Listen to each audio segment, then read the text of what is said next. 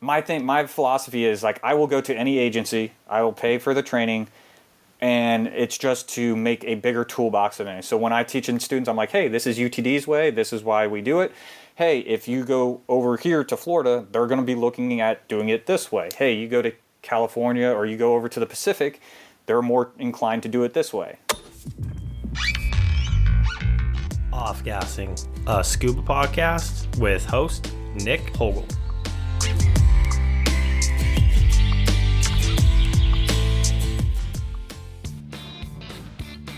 It's always a great pleasure to meet an instructor who never stops being a student. On this week's episode, I sit down with Kevin Wood, a UTD instructor with a drive that keeps him searching for more knowledge.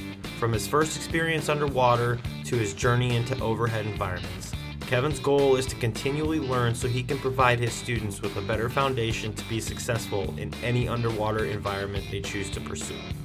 I hope you enjoy. Kevin, how are you doing this evening for you, I should say? I'm doing great, Nick. How are you doing over there in the morning? I am doing not too bad. I got I got a coffee and some tea ready. Well, I made the tea and then the coffee came. I ordered a little bit of McDonald's this morning just to make the breakfast life easier for me.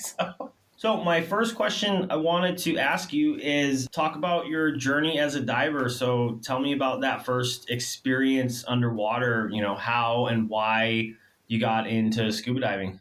I got into diving back in college. Short story going back, I went to Virginia Tech, but there's a Corps of Cadets, so I'm in the military. I did the military route. So the first year they kind of kept us locked away on the other side of the campus doing military things. Sophomore year comes around and they say, hey, you get a little bit more freedom, a little bit more privilege. Every year they had I think they called it Gobbler Fest, or it was some festival where all the collegiate clubs get together. They put up little pop tents on the drill field and trying to collect new members. So I walked down there and things that were like cool. There was a skydiving club, there was a scuba club, there were a few other ones, but poor college student, just like everyone else going through. And I walk over to the skydiving club. I'm like, so how much does it take to get certified? And they're like, hey, it's $500 and you get like 5 jumps. And I'm like, all right, okay, cool. Like, how long's a jump? And they're like, it's a minute. I'm like, that's it? Like $100 a minute? And they're like, yeah, and then you can come and we can, jump out of airplanes. And I'm like, do they last any longer? They're like, nope, it's pretty much just a minute. I'm like, all right. Walk over to the scuba club. How much does it cost to get scuba started? They're like $500. I'm like, all right, cool. So about the same. How long does it take? It's like, well, we got pool, we got academics, but most of the times, your dives are an hour long. We're kicking around seeing reefs and fish and sunken ships. At that point, I'm like, all right, cool. Like, so from a cheap college student, best bang for your buck aspect of it, I went with the scuba club, got certified in a cold, dark quarry in Virginia. So it's the 7 mil Farmer John, about 20 pounds of lead, everything that you normally think of from recreational scuba. But had a blast. Like, knew I wasn't good at it, but had a blast at it. And then, which is kind of like my personality aspect was, I wasn't just satisfied just getting certified. I'm like, there has to be something more. And so I asked the instructor, could I just hang around?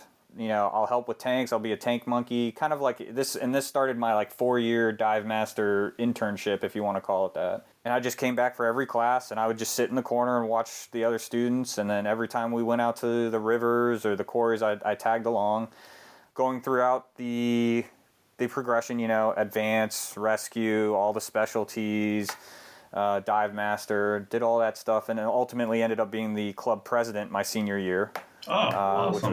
which was pretty fun. Little bit of leadership aspect and dealing, because I had a lot of leadership stuff with the military side, but dealing with civilians who don't think like other military people, that was a fun challenge. When you talk about learning things other than scuba within the scuba industry, I mean that was a pretty good one. So did that, met my wife via the Discover Scubas. So our schedules were very, very constrained. So the only time we could meet were Discover Scubas that I hosted just about every month. They were trying to get new members for the club. So we did that. So we, go fish for pennies in the bottom of the collegiate pool, do that kind of stuff, and then go to the student union for, drinks afterwards. Eventually, we both graduated. She got certified, and then from there, we just started bouncing around the Caribbean on vacation trips, scuba diving, having fun. And then from there, everything kind of quieted out. My work got picked up, got moving around to places. And it was about 4 or 5 years of just not diving at all until I got deployed out to Guam. I know, harsh deployment. I know other people they've been to way worse places. That's a whole nother conversation. But got out there and just rekindled the love of diving. This was all still recreational type stuff, having fun, looking at reefs, fish, turtles, sunken ships, that kind of stuff. And then while I was out there... Were you a dive master at this point? So I finished it out there. So my wife makes fun of me. I started the dive master process about 3 different times. Okay. And never fully finished it. Unfortunately, some bad vibes with some instructors that held on to all my paperwork and then timing and that kind of stuff. So no, I actually finished it out. I took the exam and did my mapping project out on Guam, something super simple. To finish it up there. How's the diving in Guam? It is fantastic, but I think it makes you a lazy diver. It's very much it's like Cozumel, where it's 82 degrees on the surface. We'll get into it a little bit, but at 165 feet, it's still 82 degrees. Crystal clear water, and there's a slight current around the island. So really, you just jump in, get neutral, and you just float around, and then you pop to the surface. The other cool thing is because it's got some World War II history. There's some wrecks that are in the harbor there that are really cool. The unfortunate aspect is Guam, while I was there, didn't have a whole lot of laws on the books in terms of what people were taking off the reefs or protected areas. And so unfortunately, once you start looking at the reef from 0 to 130 feet, or kind of dead and picked dry, not the coolest thing. But then once you get below 130 feet, where the recreational, we'll just call them poachers or scavengers, whatever, the reefs all came back to life and absolutely beautiful and gorgeous down there. And that's where I got into technical diving, started doing stuff. And it's when I say because they had nitrox produced there, they weren't trucking it. It was a membrane system. You could get nitrox tank fills for $10 a tank. The boats were $50 to go get chartered. That's a 5-minute charter and you're in 100, 200 feet of water. And I just got back from Florida where, Florida's charging close to $200. It's a 2.5-hour boat ride and you're still in 60, 70 feet of water. You get spoiled real fast on the island. There's some incredible diving, a lot of history from World War II and the previous wars. And then I think it's also a great place to bounce to kind of springboard, because I think you got Palau to the north. You have Truck Lagoon to the southeast. Australia's not too far. You got all the islands there. So that's my goal, is to eventually go back to Guam for a 2 or 3 week stay, fly into there and then dive around there locally and branch out. That deployment rekindled the whole diving aspect. I came back to Louisiana, found out that instead of diving in 82 degree water with clear and fish, it was 5-foot viz, cold quarries with alligators. So that's never fun. I would love to see Patty come up with a crocodile diving specialty. Do 3 dives and not get eaten, and you get a card. Kind of seems you were in search more of challenging dives, because you were kind of mentioning that earlier. So was that kind of aspect okay, it's not the clear blue, but it's a little bit more of a challenge? Was that kind of a happy welcome? Yeah, coming back for Louisiana? Yeah, yes, but not a happy I'm happy to be here, but I'm wanting something more challenging. I mean, I'm pretty sure you've been to Lake Travis, Austin, Texas. The visibility can be hit or miss there, and one thing I'd always tell people is if you can have fun here, you'll have fun anywhere in the world. Those are the same environments, like the quarries in Virginia. There's a lake that we go to in Arkansas, Hot Springs, Arkansas, that's very much like that. I think it goes back to a deeper thing of what scuba diving means. Where I love the whole, I'm a gear nerd, buying, tweaking stuff.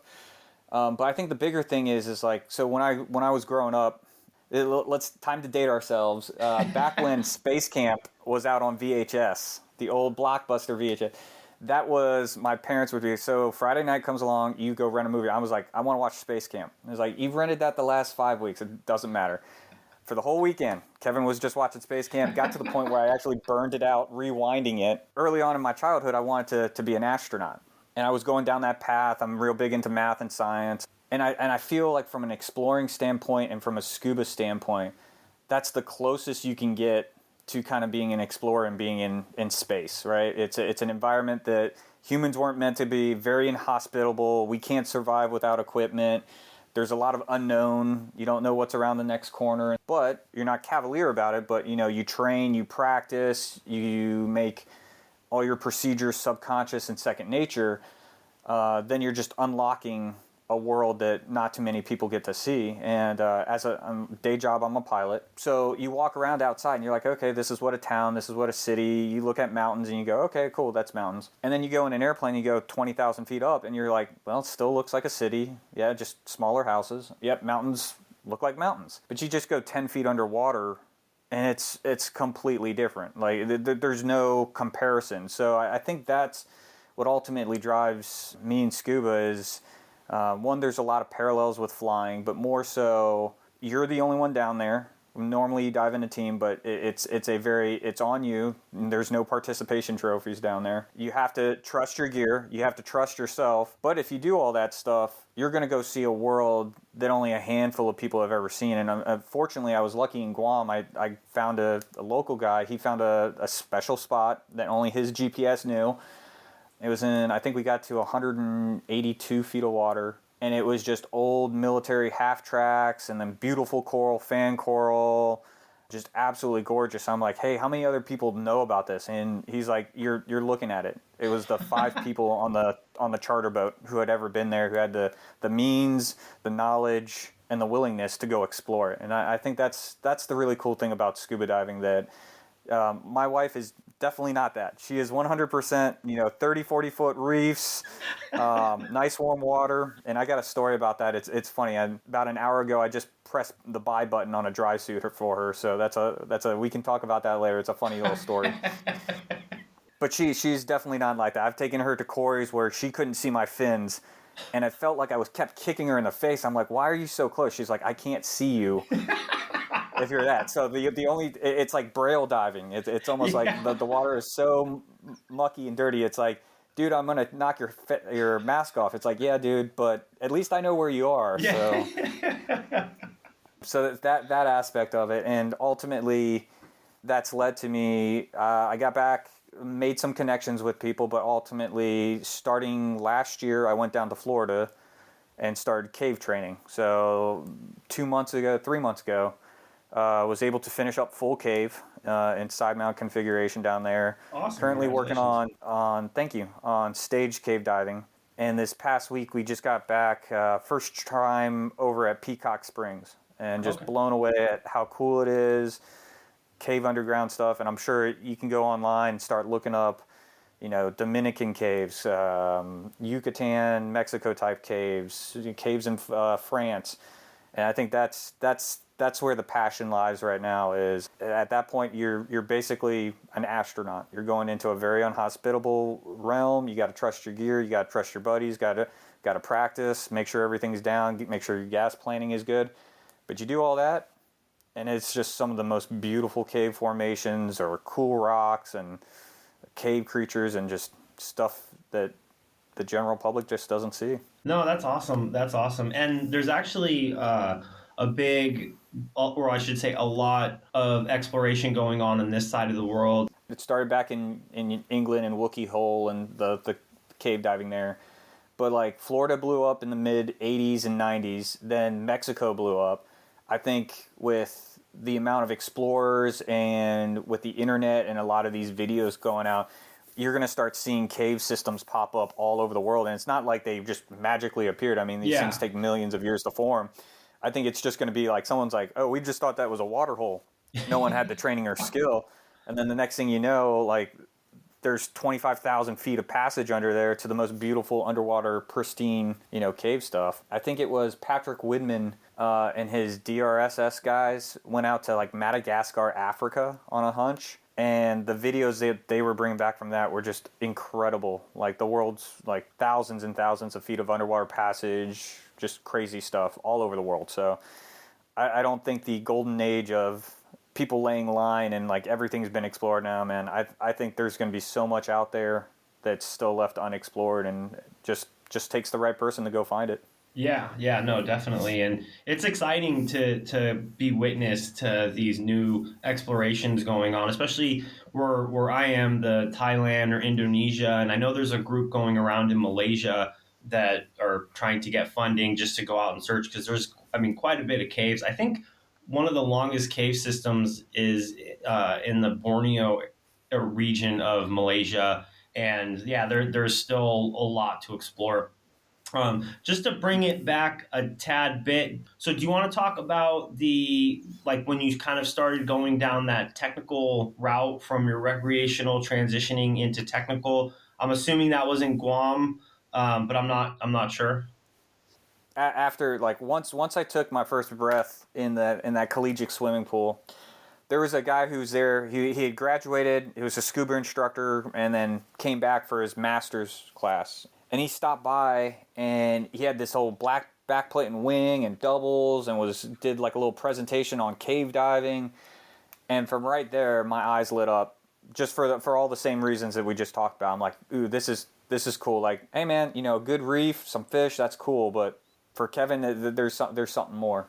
As with any college student, I'd be sitting in the back of class, bored out of my mind. Half my computer screen would be up with, Steve Bogart's Mexican cave diving videos, or like everything I could get my hands on. It's just as a poor college student trying to get a degree and then get my wings into the Air Force, it was put on the back burner. But then I get out to Guam.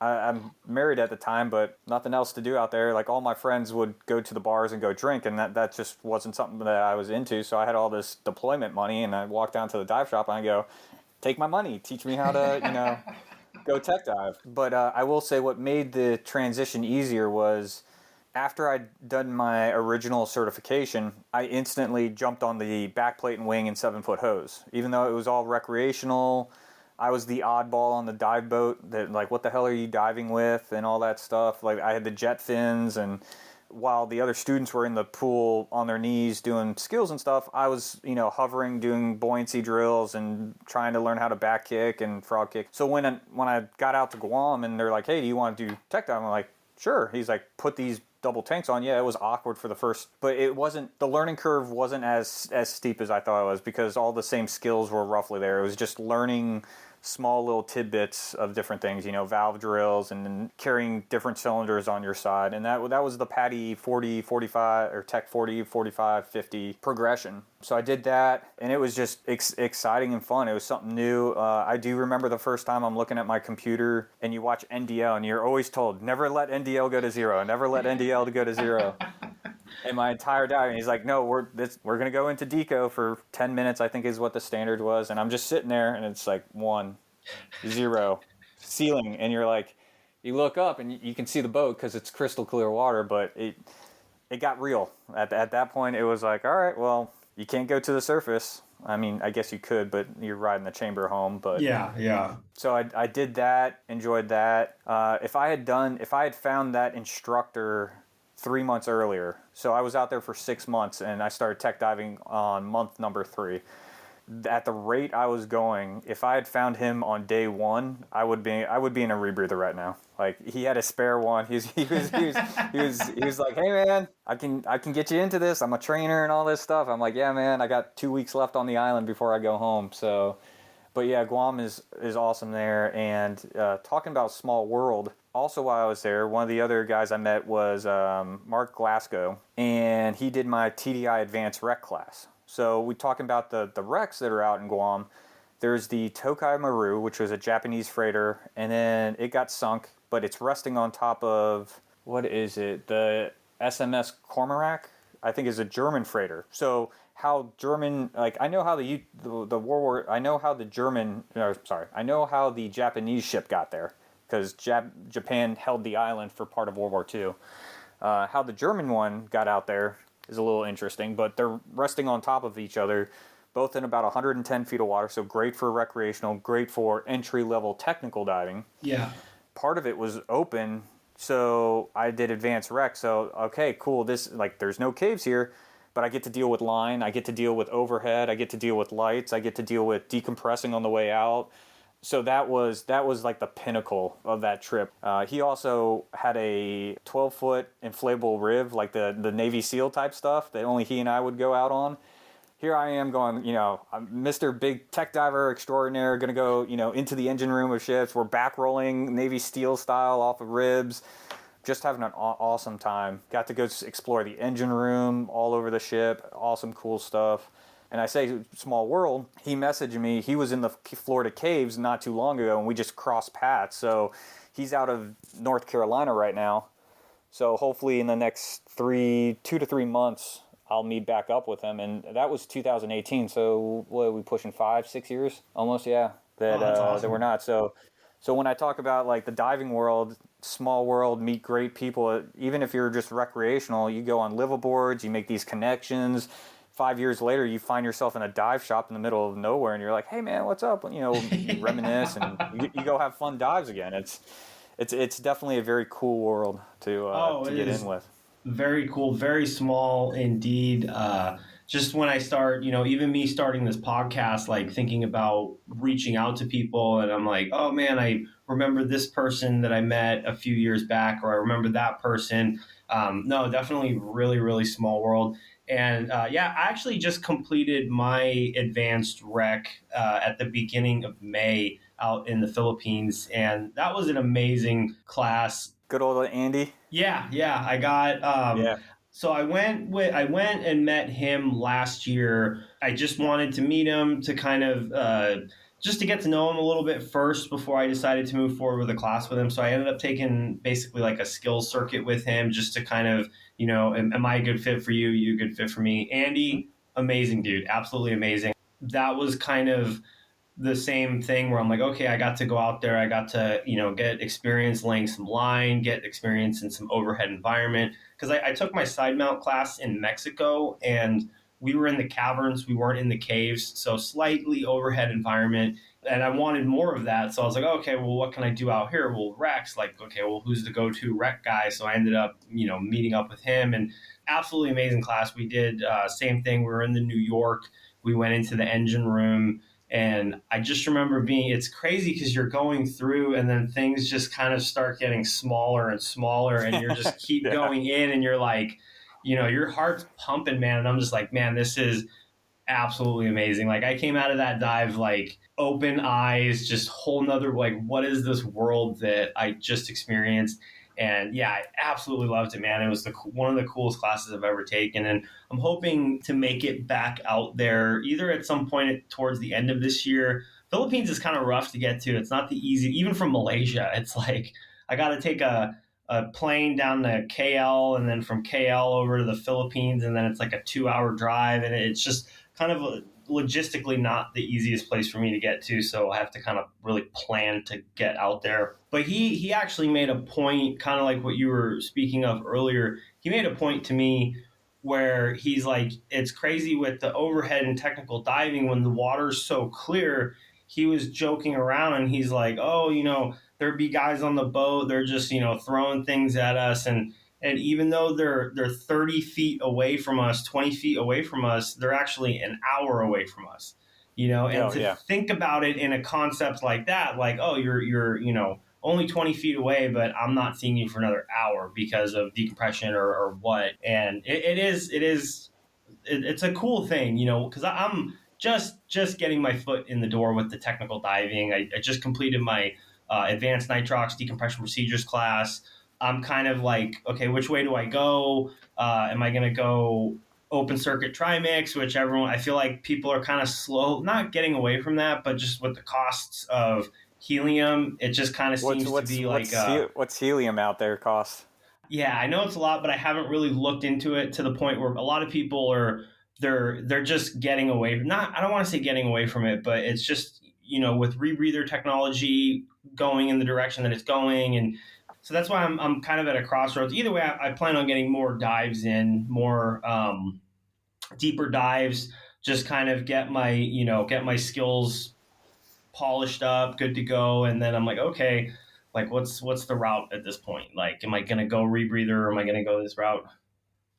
I've had the same just about every other day. I'm back and forth on that. First off, with Andy, like, I was reading one of his articles. His one he did just recently on GF99 and surface gradient factors on the Shearwater, and how to use that. I'm gonna go see if I have to update the latest firmware, but I'm gonna go play around with those, because I think it's an awesome tool to, if you understand how your body's working. Because you know, with me and Jay going down the UTD route, they're like, we don't like computers, and I'm balancing that aspect. In flying, it's very much the same way. We have a over reliance on technology, and I don't think it's necessarily computers are bad. It's you just can't blatantly follow what your computer is saying, and you have to understand what you're putting into that, because there have been plenty of airplane accidents that people have flown perfectly good airplanes into the side of mountains because they fat fingered the wrong waypoint into the autopilot. But yeah, definitely on that, knowing your body, realizing that like there is no perfect decompression thing. You from one day to the next is going to be different, and if you have those tools to go, hey man, I'm working really hard, I didn't get a whole lot of sleep, and I feel dehydrated. You look down there and go, hey, I can go up 10 feet, chill out there for another 5 minutes, and that's going to drop me from an 85 to a 75 or to a 70. It can only make yourself more aware of your own body, as opposed to just a, hey, computer beeped, says I go up. So yeah. No, and to be honest, I got introduced to that while I was out there with him last year. And what was cool about it was when I left, and then I started doing some, just recreational single tank fun dives. And I started looking at my computer and playing around with it, like you said, and it's crazy. It almost kind of ruined safety stops, like the recreational 15-foot safety stops. I mean, I knew there's a lot of information out there about the safety stops, and I knew a lot of the information. If I'm on a fun dive, people are safety on a safety stop, I'm going to do a safety stop. It's just what it is. I'm diving with you, I'll do it. But when you start looking at it, it's crazy how you're like, man, I'm not really off gassing right now. And then you go up just a little bit more, and then you could actually see the numbers drop, and you're like, man, this is kind of a eye-opening experience. What I would like to see, and I don't know if like he does a version 2 or an addition to this article, but it was all based off of the same breathing mix. Like, it would be very interesting to see, okay, your back gas, now you switch to like 50% or 100%, and then manipulating that 50 to 100% at different depths to see how much faster you could off gas and that kind of stuff. Because I think he wrote, the article had more of a gear towards just basic recreational type diving, and it would be interesting if he's looked into it from a technical standpoint, because that's my whole thing, is that surface gradient factor is like, hey man, you're on a hang for another 20 minutes and your suit floods, you're going hypothermic, your buddy just lost back gas or a deco cylinder. It's like, the old adage of like, well, we'll just stay here until we drain all the tanks. It's like, yeah, you may be dead of hyperthermic, or a storm blows in and the boat's not, you're going to get to the surface and the boat's not going to be there. So there's a lot more information that you can gather to make a much more informed going, like, hey, this isn't going to be fun, but I'll live from it, versus and like you were saying with the advanced rec, man, it gets real when you go into a wreck and the sunlight disappears and you see your instructor's like light in your peripheral, and then it disappears. And then at that point you're looking around, you can see your bubbles hit the ceiling, and you're like, I can't turn around, I can't see shit, I hope this line doesn't break. It is fun, and I know it's not for everyone, but man, that gets my heart, racing in a good way. And it's like, hey, it's for real now. Time to earn your keep and do what you need to get out there. So it is absolutely like such a thrilling experience, because I remember we're just going in there, and it just kept getting smaller and smaller, and then you're looking around, and he's like pointing out, because we had done a lot of the blackout drills before that, and he was just saying like, I want you to take a mental note when you get in here, because there's spots that you could get into that, like, if you're down in there, I mean, you could find your way in there and you might not find your way out. And kind of the reality sets in on like, man, this is, I really have to be on top of what I'm doing right now. Just to bring it back real quick though on tools, that we have to use, especially the new technology. Have you heard of the O-Doppler radar? Or I don't think it's it's not O-Doppler radar. It's O-Doppler. Is that the thing where you put up to Your your clavicle. shoulder or your Yeah. clavicle, and it's supposed to detect micro bubbles or Yes. the level Yes. of. Yeah, I've heard of it. How do I phrase it? I don't know if is it meant for post dive, hey, based on your profile, this is how much micro bubbles we found in you, or is it meant to be used while in the water? Because if it's purely from a research standpoint, it's kind of it's like if they said, hey, dive this profile and get out, and oh, we found big bubbles in you're like, well, thanks, dude. Now I'm going to the chamber, as opposed to hey, man, do this profile, and I'm gonna sit in the water with an in-water Doppler and go, ooh, we got big bubbles. Hey, dude, you got to stay here a little bit longer. I've always wondered what's the end goal? Is the goal just to measure bubbles post dive? And it's well, whew, you got small bubbles. It's well, great. I hope so. I followed the profile correctly, as opposed to you're basically becoming your own science experiment. I had a chance to use one in my ANDP class. I'll tell you my experience. I actually really liked the idea of it, so I was kind of excited to go and try it. And you do it post dive. You go and dive your profile. Obviously you're planning, so you're planning the best you can to not get bent. When you come up, you check. You put it up against your clavicle. 20 minutes later, you do another reading, and then it reads what it finds the difference micro bubbles. I believe it is, and I'm just trying to explain it the best I can, so I didn't really get the full concept. So me being a little bit older, I'm not in the greatest shape in the world. I think it was 99. It'll read 99% is you're good to go. Like everything that dive went good.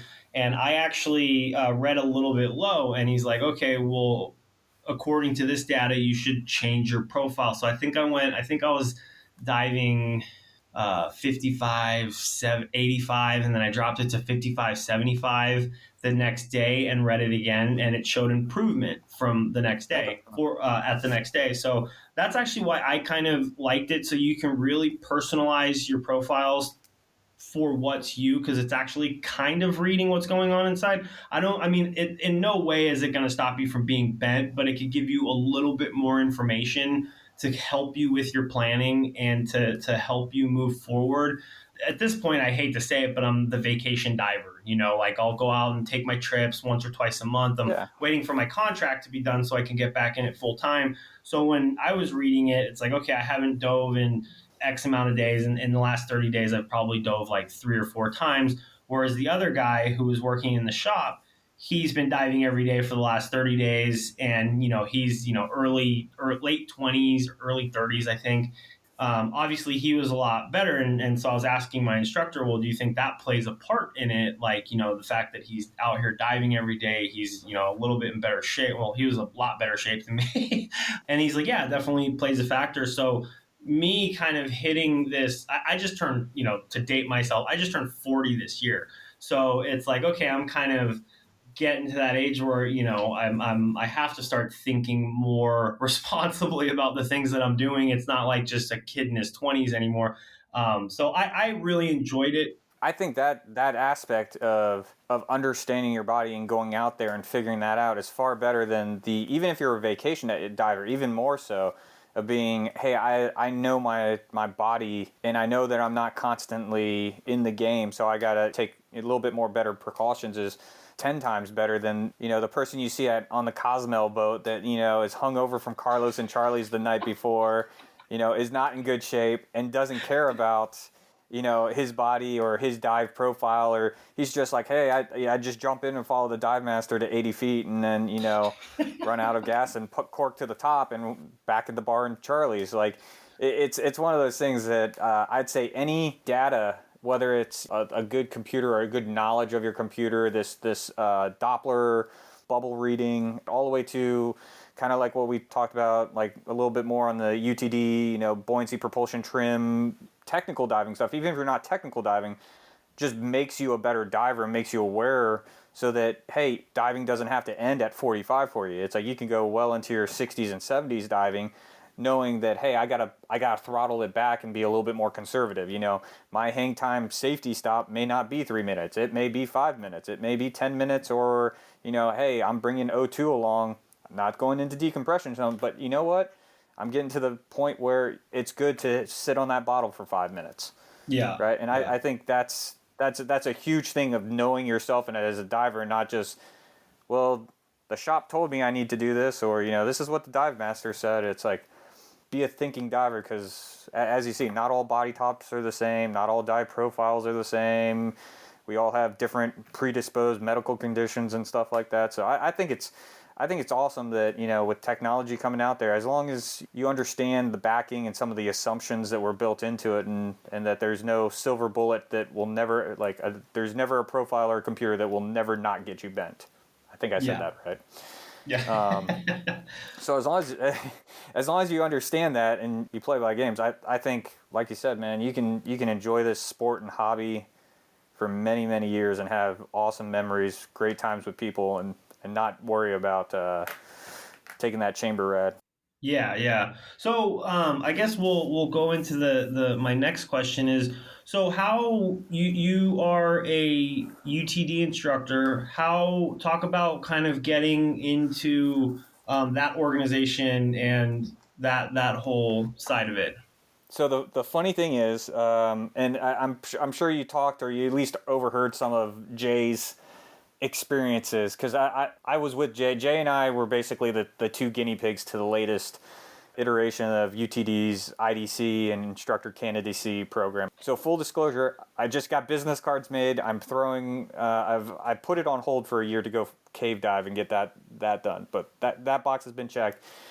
And now my big thing is, I've seen, both on the recreational side and in the technical side, I basically went back for another cave class and watched my instructor struggle, I guess is a good word, be very, very patient with students that did not have good buoyancy, propulsion, and trim. In a week where they should have been learning cavern or side mount stuff, he was basically teaching them buoyancy, propulsion, and trim. So I'm like, you know what? Kevin is going to take it upon himself. I love teaching. That's what my job is I teach people how to fly military aircraft. I really enjoy that. And so, hey, let's do it with scuba. I looked at a bunch of different agencies. I knew I kind of tried to take the school. Well, Patty's this big 800-pound gorilla. They're really good at marketing and doing this stuff. Cool. I'll get some Patty students, and then I'll just teach in a backplate and wing and try to convert them that way. And then talk to some people and was like, yeah, good luck with that one, man. That's probably not going to work the best. And then so I looked around, and obviously there was SDI, TDI, which is the technical realm, and then there on the other end of the spectrum was GUE, and heard the stories about their fundies class. That's on my list. Even as a UTD instructor, full cave diver, I still want to take their classes, because I do believe, just like you taking a class with Andy and stuff like that, every instructor, even if you've already taken the class, every instructor has a different way of teaching things, and you may pick up, a little tidbit, way to put your tanks, or a technique here, or a philosophy there that's worth taking. UTD started checking a lot of the boxes. And what I really liked was their extreme scuba makeover aspect, which is, we're going to strip all the gear off. You're going to be in a bathing suit, a snorkel. We're going to give you some weights. You're going to figure out how much weight just naturally your body takes to kind of go neutral in the water. Then we're eventually going to pick that up with surface applied. So that's your 7-foot hose, floating your gear, or a Zuba. We're going to teach you propulsion kicks, back kick, frog kick, modified frog kick. And we're going to put all that onto a wetsuit, rinse and repeat, and then we finally put the gear on you. So it's a building block progression, which once again is very much like I do every day with the students. It's like, hey, we're gonna sit in academics, and I'm going to teach you what each button does and how the engines work, and then we're going to go to a simulator, which is very much like the pool, and we're actually going to put your hands on it, and it's simple stuff, simple takeoff, simple landing, and then obviously as you gain proficiency in that, we're going to go into emergency procedures. Once you get a baseline then it's now we take you out to the real airplane and actually go do it. So that was a huge eye-opening thing, that it's like, cool, we're taking technical level diving skills and putting it right at the beginning. The whole start with the end in mind. Well, the end in mind is, hey, you're 25,000 feet back, 300 feet below the surface in a cave, and it's pitch black. It's completely on you and your buddy to get out. at the same time, they started the coaching program, which I thought was really cool that, hey, not everyone can meet up. And their big thing was, we're not trying to sell you another class. We're not going to say, cool, you got your open water, sweet, sign up next weekend for your advance and we'll keep going. They're like, no, you got open water, great, go dive, go gain experience. And that was the same thing that when I was learning to fly on the civilian side, my instructor said the same thing. They're like, congratulations. I'm like, dude, I want to go multi-engine. I want to do, night flying and, all this crazy stuff. And they're like, no, dude, just rent your Cessna, go fly, go gain experience. And the ability to do that via computer and Zoom or that kind of stuff was cool. And then the other big thing was the heavily reliance on filming yourself. Once again, I've done this in flying. In the simulator, you can hit pause and rewind yourself back and, well, that was a shitty approach. Here, pause, let me rewind all the way back. It started right here. What were you thinking here? And let's try to fix that. So in the water, watching myself, I'm like, ooh, I don't look good. That doesn't look right. And that's the biggest thing is like you film yourself, you're like, yeah, that's awesome. And then you send it to your coach. And I'm just sitting and like refreshing my inbox because I'm waiting for like you did great, keep up the good work. And I get like a 3-page, essay of like, he didn't say you suck verbatim, but like it's passive aggressive. Like, I know you can do better. It's like disappointed dad. Yeah. It's like, we talked about this. Why are you still doing this? So that was fun. And I think that's where my level as a diver had progressed. Even after all the technical diving stuff, it wasn't until I was in a single tank, in a wetsuit, in a 7-foot pool, filming myself doing basic stuff like just hovering, taking the rig out and putting it back in your mouth. Like when you watch yourself and you start picking apart all the little things, I think that's where your level up as a diver increases exponentially and rapidly. And that's the other thing is people are like, well, you have to have 2,000 dives and you have to be, a PADI master scuba diver instructor person. I'm picking on PADI, but I went through the system and, I've been there, done that, got the t-shirt. And it's all good. So all those things like the ESM, the coaching, the filming your stuff, the reliance on taking a lot of technical diving knowledge and bringing it back. Short story, like I had my wife, so not saying everyone needs to go find me on Facebook and see all the videos and pictures, but I basically use my wife as a teaching dummy for all the classes. So after I got my instructor, so I'm like, hey babe, let's learn how to back kick. Hey babe, you got a few minutes? We're going to talk about dive planning. Whether or not she liked it, she was a good sport and did it, but she's filling out all the dive planning. And the crazy thing about it is that the dive planning from like how much gas you're going to use, rock bottom, emergency reserves, how much PSI per minute you're using to gauge how your dive's going. Are you using too much? Are you using too little? All that stuff. They're teaching that and focusing that to the open water student. And I go, I wasn't even taught this in my technical diving. In technical diving, from the agency I got, it was just be, thirds. Third out, third back, third in reserve for going up. And I'm sitting here, and you sit here and you go, holy shit, man, like 40 cubic feet to get 2 people off the bottom at 100 feet. And obviously we can go into how that whole numbers and all that stuff breaks down. And I look back at my logbook, and like I was on the Vandenberg, which is off Key West in 140 feet of water. But I remember like I was in 120 feet of water with 800 PSI in the tank. And I'm like, all right, time to go up. No big deal. And I'm sitting here going, thank God Apex or Aqualung made some really good rigs because, having one of those blow at 120 feet with only that much PSI left, and that was an aluminum 80, so you can do the math. That's not a whole lot of cubic feet of gas to get your ass to the surface safely. Yeah. So you look back, it's just like driving a car. Like you're like, oh man, I'll be safe, mom. Like give me the keys. I'm 16. I'm not going to do dumb things. And then you look back at 25 and you're like, I should be dead. Yeah, dude. No, it's crazy when you don't know what you don't know, literally. And I hear that said a lot, but it's amazing. Yes. And that's my big thing is that my eyes got open to how good just basic scuba can be. Just basic, 60 feet on a reef. There's so much out there that people don't know because it's just, hey, it's a weekend class, go down, clear your mask, swim around, cool, do your CISA, we're, high five and see ya. And there's so much more to just making it comfortable, competent, and enjoyable. And that's my thing is like, hey, if you don't want to, I have friends that I talk about diving, and I know they are not going the technical route. They don't want to put doubles or side mount on. They don't want to go cold in dark places. And that's fine. That's perfectly fine. That's not for everyone. But I'm like, I have all this information. You don't know what you don't know. And I don't want you to go get a certification that's a fallacy or, how do I say, false goods. Basically, when a lot of people say, hey, I got my open water card, it's, are you really good to 60 feet by yourself? Or are you more of a 30 feet, I need a dive master watching my tank aspect type of person? And that's why I especially with my loved ones, family members, and close friends, I'm like, hey man, whatever the cost, don't worry about that. I got my garage looks like a dive shop right now. I got the gear. Just give me the time. We're gonna go do this right.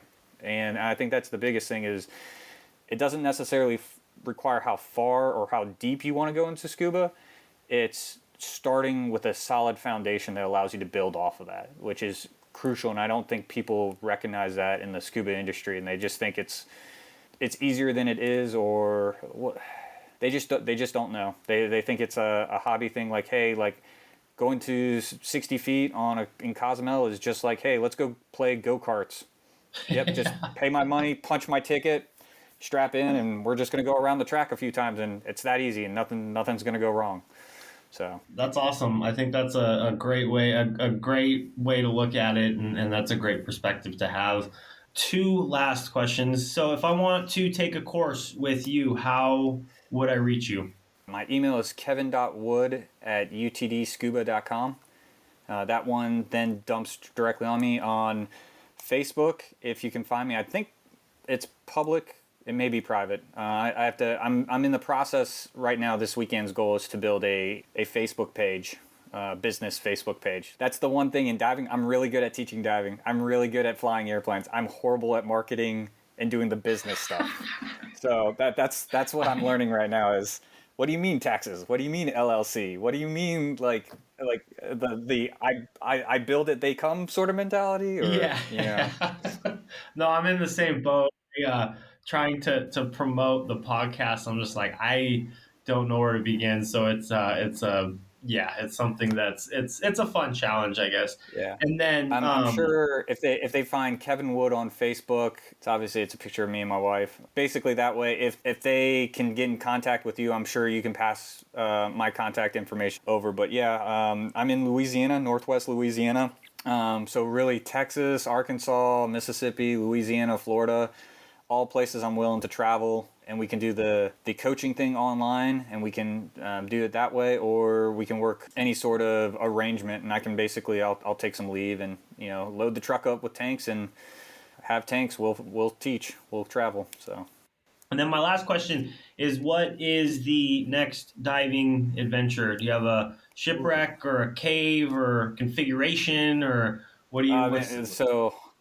Ben, you might want to make this podcast version 2 for that one. Okay. Long and short. So going back to your for the remainder of the year, my big at least configuration aspect is. So I dive in the caves, specifically in the caves. I'm the North Florida side mount. So steel LP85s, Hollis Katana 2, and there's a way to mount stage cylinders. That's my goal for the remainder of the year, is to get very, very comfortable pushing into the caves that are down there. So I'm very familiar with Jackson Blue, Twin Cave, and Hole in the Wall, which are all based on the Mariana Mill Pond. That's where, if you're familiar, Ed Sorensen's Cave Adventure is located. That's who I went through to initially get certified from. This past weekend, 2 weeks ago, or last week, I went out to Peacock Springs, and a little bit further east in Florida. And ultimately, my goal is stay open circuit and just explore all those caves to the max extent that open circuit can get me. The great thing is they're not deeper than 100 feet. Nitrox 32 works great. Nitrox 32 is also relatively cheap. So that's that aspect of my own personal diving is in the caves. I think in about a month and a half, UTD is putting on overhead protocols class and an intro to tech class out in San Diego. So I'm probably going to brush off the doubles, get back into that and get ready. And like I said, so UTD's overhead protocols is TDI Cavern. Their essentials of tech is kind of TDI's intro to tech. Well, I've already done that on Patty's level. I've done that on TDI's level. Ben Boss, the guy who's coming over, is, I guess, the number 2 guy in charge of UTD. And I wanted to take a class. I want to know his teaching philosophy. So laying line and carrying aside deco cylinders, there's only so many different ways that you're going to be able to do that, right? It's not ground shaking, breaking, anything crazy. I more want to take that class to be, how does he interact with students? How does he answer questions? What's his philosophy on doing this versus North Florida cave divers? That's my whole thing is, you shouldn't be locked in and say, well, I only do it the way Patty does it, or I only do it the way this individual instructor does it. The whole, like, you can't, don't make fun of my sensei, sort of Karate Kid aspect of it. My philosophy is, like, I will go to any agency, I will pay for the training, and it's just to make a bigger toolbox of it. So when I teach in students, I'm like, hey, this is UTD's way, this is why we do it. Hey, if you go over here to Florida, they're going to be looking at doing it this way. Hey, you go to California or you go over to the Pacific, they're more inclined to do it this way. Let's try to make sure your foundation is good so that when you go to those environments, if you need to tweak things so that you can have dive buddies and do that kind of stuff, you at least have a solid foundation to fall back on if you're not super comfortable or that's not your primary go-to. Talking about rebreathers, man, every other day I'm on Facebook Marketplace, like, refreshing, looking at rebreathers and stuff. I think my biggest thing with that is, it's not a if, it's when. But my biggest concern is, there was recently a fatality. I haven't read the report, but there was a fatality at JB of a guy on a rebreather, relatively new. I don't want to be one of those too fast, too quickly. The rebreather is if you know how to use it, is very safe and allows you to do incredible things. But if your mindset and your fundamentals aren't there, you will allow yourself to get into so much trouble that you're not going to be able to get out of. So that's where I'm balancing. I want to spend the rest of this year open circuit, increasing my penetration of caves and comfort in overhead environments. And then hopefully sometime 2024, I'll start start saving. Let's put it that way. I got to start saving now, and we'll start having that discussion there. But that's on the personal side. On the teaching side, I have all the gear for 2 individual students. It's all in my garage. Like, you sign up for a class, you get a tote that has everything in it minus your own, mask, fin, snorkel, wetsuit, your own personal gear. Yeah. So my goal is, I would like to get about 10 students through in the next year, or end of this year into next year, and try to build. I'm very jealous of the community that you guys, Shang Fei and Jay, had the Tuesday night Windy Point dive. I know Lake Travis hasn't been cooperating with the water levels, but man, I looked at that and I was like, man, that would be cool. It's like bowling league. It's like, hey, we all get together, we get to talk about diving, we get to go have fun diving, and then we go eat Mexican afterwards, some greasy tacos and some cheap beer. That sounds like a fun Tuesday night. So hopefully, maybe not to that level because there's nothing but, swamps and, 5-foot lakes around here. But hopefully I can build something like that to where we can all go, hey man, next month, let's all do a trip down to Florida. I'll call the dive boat. We'll go out to some 80-foot wreck or something like that, go have fun. That's where I'm looking. So continued education, continue personal development, and then also continued teaching. Because I'm a true believer, whether it's in the airplane or in scuba, you got to be able to teach it. And when you teach it, you learn it 10 times more yourself. And it just makes you a better diver. And also the challenging aspect, like taking your rig out of your mouth and putting it back in. Not challenging. Trying to tell someone who's not an engineering background or a military background how to do that and not get frustrated with it. I think that's the fun challenge, is in teaching how to work different personalities and ultimately end up at the same goal, which is they succeed at the skill. And I know you've seen it as an instructor and seen it in your life. They show up day one, their flippers are on backwards, they're falling into the pool, and then a month, 2 months later, after all that hard work, you look at the dive boat, they jump in, they're perfectly horizontal, they're having fun, they're high-fiving. That's what it's worth. Regardless of how deep I go or how far into a cave I go, if I can turn a few of my students to be safe, competent, comfortable divers under the water that are having fun, that's the win for me right now. So awesome, man. And I really, really look forward to seeing all of that, because I'm sure I'll see that on Facebook and just seeing the progression of where you're going to be going with it. Kevin, thank you very, very much for coming on to the podcast today. I really, really enjoyed this conversation. Awesome. Well, hey, Nick, thanks for having me. And definitely in 2024, once things kind of settle out around here, definitely I'll probably be calling you because whether I go to Guam, whether I come out to your place, or you and I both meet with Andy and we go crawling around on some shipwrecks in Subic Bay. I'm game for it. Sounds like a good time.